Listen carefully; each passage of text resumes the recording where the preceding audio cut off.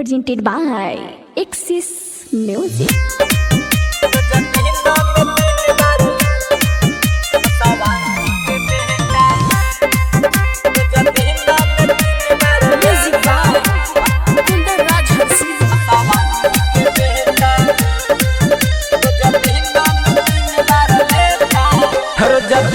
में 3 बार लेता पसवान जी के बेटा छोड़ो ना पसवान जी के बेटा जदीना में 3 बार लेता पसवान जी के बेटा जान ले बका पसवान जी के बेटा कबो उठा के कबो सुता के लेवे ले मजा सखी कोरा में बैठा के आती बका दमतन को न धरे देता पसवान जी के बेटा छोड़ो ना पसवान जी के बेटा जदीना में 3 बार लेता पसवान जी के बेटा आई रे दादा पसवान जी के बेटा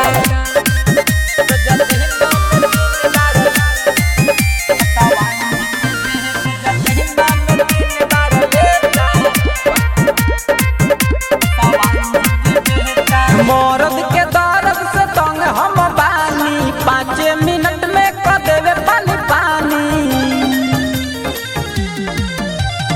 मरद के दर्द से तंग हम बानी 5 मिनट में क देवे पानी पानी मते बानी के रहे मुरेठा पसवान जी के बेटा जदीना में 3 बार लेता पसवान जी के बेटा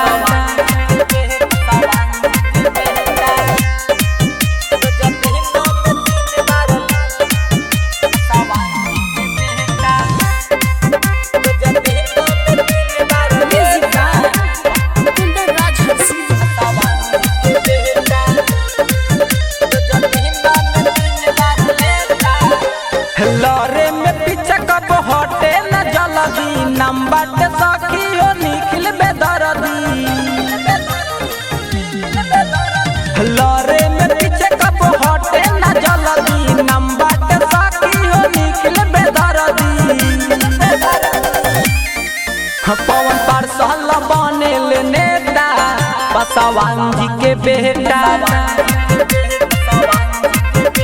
जदीना में 3 बार लेता पसवान जी के बेटा कबो उठा के कबो सुता के लेवे ले मजा सखी कोरा में बैठा के आती बका दमतन को न धरे देता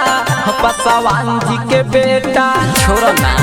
पसवान जी के बेटा जदीना में 3 बार लेता